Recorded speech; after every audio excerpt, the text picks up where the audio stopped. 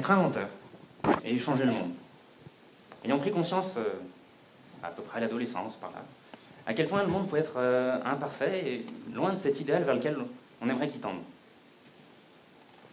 D'ailleurs, est-ce que vous connaissez la différence entre un utopiste et un idéaliste? L'utopiste va vous parler d'un monde qui n'existe pas.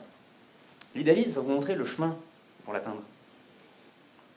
Et s'il y a une réalité qu'il est toujours bon de rappeler, c'est que nous vivons dans un monde fini, aux ressources limitées.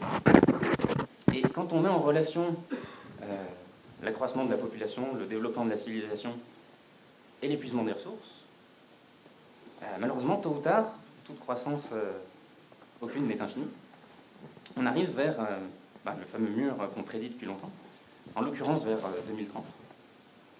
Il nous reste donc à peu près 16 ans pour encore essayer de changer les choses. Alors, ce qui est intéressant sur cette courbe, c'est que c'est un extrait d'une étude qui avait été faite dans les années 70 par un groupe de chercheurs américains, où justement ils essayaient de voir les limites de la croissance. Et le rapport qu'ils ont fait prédisait plusieurs scénarios possibles. Et il y a 2 ans, en 2012, pour les 40 ans de cette étude-là, ils se sont amusés à comparer 40 ans de données factuelles avec leurs premières prédictions. Et ce qui est quelque part inquiétant, c'est que finalement, en 40 ans, ça vérifie le scénario de l'effondrement. C'est-à-dire que vers 2030-2035, il risque d'y avoir, ça va être terrible, mais pas mal de bouleversements. C'est aussi l'occasion d'essayer de changer pas mal de choses, ou du moins de construire des alternatives au système qui existe actuellement. J'aime bien toujours dire, ça ne va pas être la fin du monde, par contre, ça sera bien la fin d'un monde. Et ce qu'il faut aussi réaliser, c'est qu'aujourd'hui, il y a déjà des alternatives qui sont en train d'être mises en place, d'être construites. Il faut simplement en prendre conscience et faire ce qu'on peut pour les favoriser, pour justement qu'elles se développent et puissent peut-être contribuer à un remplacement du modèle général actuel. Alors, cette prise de conscience, je l'ai eue finalement assez tôt, mais il y avait aussi cette impuissance à se dire concrètement comment agir, comment faire quelque chose. Surtout que pendant les études que j'ai faites en design, on nous avait bien fait prendre conscience de cette responsabilité qu'on avait quand on conçoit un objet. Un objet mal conçu, c'est comme mettre tout de suite un déchet sur le marché. C'est non seulement pas intéressant, mais c'est même un gaspillage de ressources. Alors finalement, comment, en ayant cette responsabilité, comment faire quelque chose? Et à ce moment-là, il y a une piste qui a commencé à émerger. Parce que justement, là où l'époque est quand même formidable, c'est qu'aujourd'hui, on a l'occasion de résoudre des vieux paradoxes. C'est-à-dire qu'on peut agir localement à petite échelle, tout en étant ouvert et relié, connecté au reste du monde, alors grâce essentiellement à Internet, mais ce qui fait qu'on va pouvoir agir en se concertant et avoir un impact global quand même conséquent. Alors, armé un peu de cette nouvelle certitude, je me demandais, concrètement, comment on met ça en œuvre? Et là, c'est là où justement il y a plein de tendances qui émergent aujourd'hui, qui vont converger.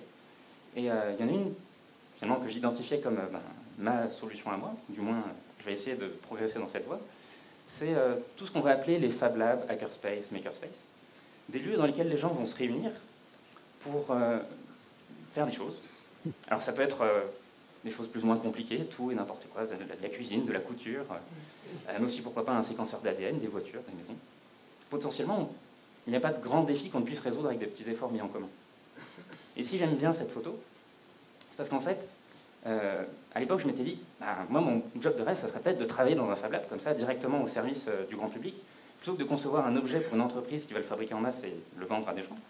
Essayer de travailler directement au service des gens et les aider à concevoir leurs propres solutions. Un peu les mettre en capacité de faire des choses. Et en l'occurrence, malheureusement, il n'y avait pas de Fab Lab à l'époque à Nancy. Il y en avait un à Toulouse, mais ça se développait, c'était seulement le démarrage de ça, on va dire, en Europe. Qu'à cela ne tienne, on en a monté un avec des amis, en réunissant finalement très peu de moyens, avec une centaine d'euros par an et les quelques membres qu'on était. On a pu finalement retaper un bâtiment, se faire notre propre local. Et là où cette communauté qui s'est formée à ce moment-là est très dynamique, c'est que, là pour l'anecdote, on n'a ni fenêtre, ni chauffage, on est en plein hiver, il fait 8 degrés. Les gens reviennent pourtant chaque semaine. Parce que c'est l'ambiance, ce partage, cette mise en commun. Et aujourd'hui, on va en trouver comme ça de plus en plus par le monde. Il y a plus de 6000 espaces qui existent, dont même plusieurs par ici. Mais dans mon cas, finalement, l'histoire commence en parallèle, un petit peu avant, quand j'ai construit une des premières imprimantes 3D en France grâce à des plans qui étaient disponibles sur Internet. Et c'est le genre de machine qu'on va justement trouver dans ces lieux. Alors ça peut être des découpes laser, des traceurs, des fraiseuses numériques. Alors aujourd'hui, on en parle souvent de plus en plus de celles-ci parce qu'elles changent un peu la manière de fabriquer des choses. C'est-à-dire que plutôt que de tailler dans un bloc de matière, on va ajouter progressivement des couches de matière, ce qui va permettre de fabriquer notamment des assemblages qu'on ne saurait pas faire autrement. C'est-à-dire que là, c'est une pièce qui a été faite d'un seul bloc, en une seule fois. Les pièces s'étaient déjà assemblées pendant la fabrication. Alors, je passerai sur cette technologie, elle est peut-être fascinante, mais le plus intéressant, finalement, c'est comment, aujourd'hui, elle devient accessible.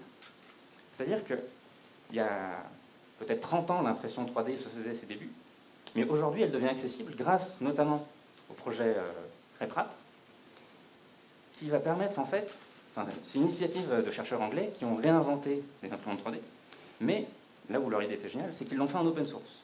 Alors, eux ont pu commencer leur recherche parce qu'un brevet était tombé dans le domaine public, donc ils n'auraient pas pu en refaire un autre brevet. Mais plutôt que d'essayer de verrouiller les connaissances, ils les ont au contraire partagées.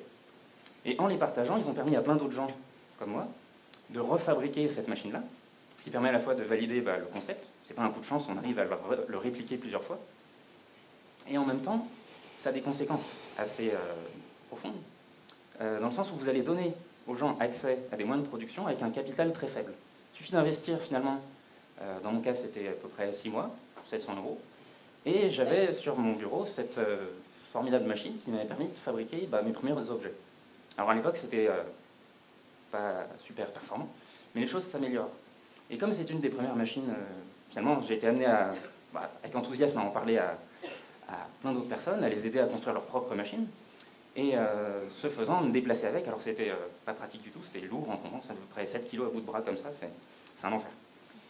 Alors, du coup, ça m'a amené à créer cette machine-là, la Foldarap, alors qui a l'avantage d'être pliante pour pouvoir la transporter partout. Du coup, elle était dérivée du premier projet, mais c'est ça qui est formidable, c'est que comme tout est ouvert, chacun va pouvoir l'adapter à ses problèmes ou à ses ressources. Certains vont faire des machines avec les composants qu'ils trouvent à côté de chez eux. Moi, mon problème, c'était comment est-ce qu'on transporte ça facilement. L'ayant rendu pliante et plus facile à transporter, je me suis retrouvé à faire encore plus de conférences, de démonstrations. Et là, on va dire, il y a un autre problème qui arrive. Une machine, ça m'est coûté à peu près 700 €. Moi, j'aurais envie de continuer de la mettre au point, de l'améliorer. Donc, faire, mettons, une dizaine de prototypes, 7 000 €. Ça commence à faire un peu cher pour un étudiant dans sa chambre. Et en même temps, le fait de l'avoir montré à plein de personnes, je savais qu'il y en a qui étaient intéressés pour potentiellement en acheter une. Alors là, c'est là où aujourd'hui il y a des logiques qui sont en train de devenir complètement banales, mais qui justement sont assez puissantes. C'est plutôt que d'aller voir un banquier en lui disant voilà mon projet, j'ai tant de clients, voici mon business model. J'ai directement mis ça sur une plateforme de financement participatif, en disant du coup non plus à quelqu'un, une sorte d'intermédiaire, mais directement aux futurs utilisateurs. Si vous croyez dans ce projet-là, mes fameux 10 prototypes que je veux faire, selon la hauteur du don que vous m'envoyez, en contrepartie, je vous enverrai un kit pour que vous puissiez fabriquer votre propre machine. Et là où c'est assez fabuleux sur ce genre de plateforme, c'est qu'il y a un budget minimum sans quoi le projet n'est pas validé et chacun repart avec sa mise. Donc ça fait aussi un peu étude de marché et il y a peu de risques à prendre. Mais il n'y a pas de plafond maximum.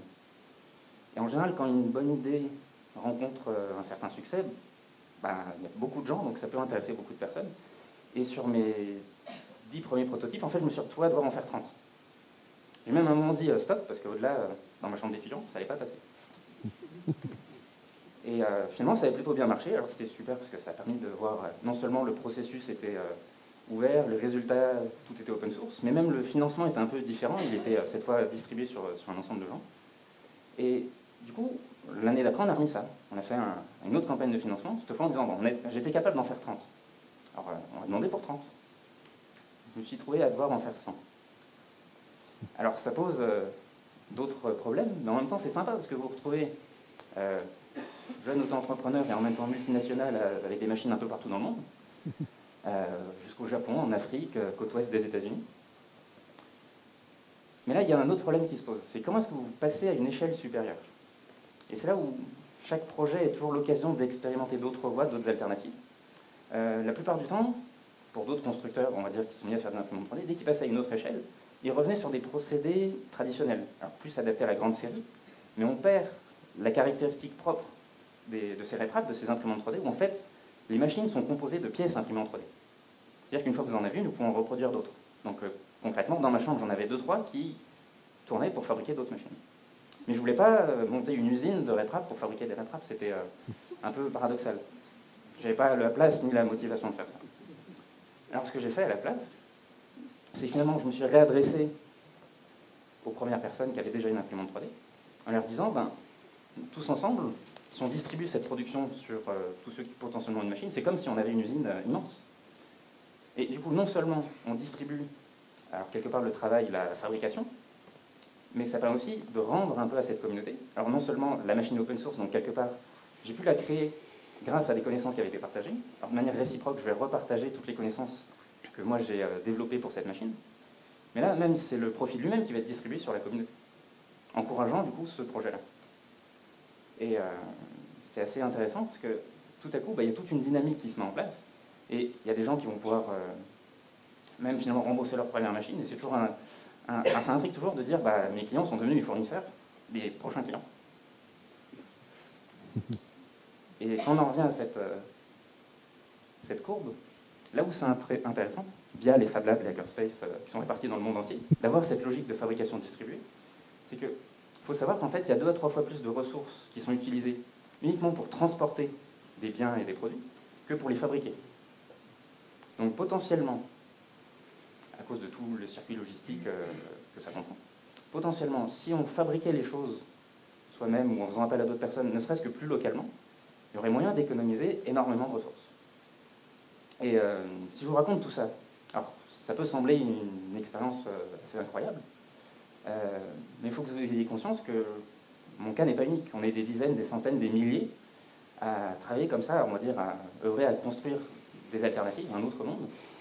Et si jamais vous-même, vous doutiez, vous pensiez que vous étiez trop petit pour changer quoi que ce soit, essayez de dormir avec un moustique dans votre chambre.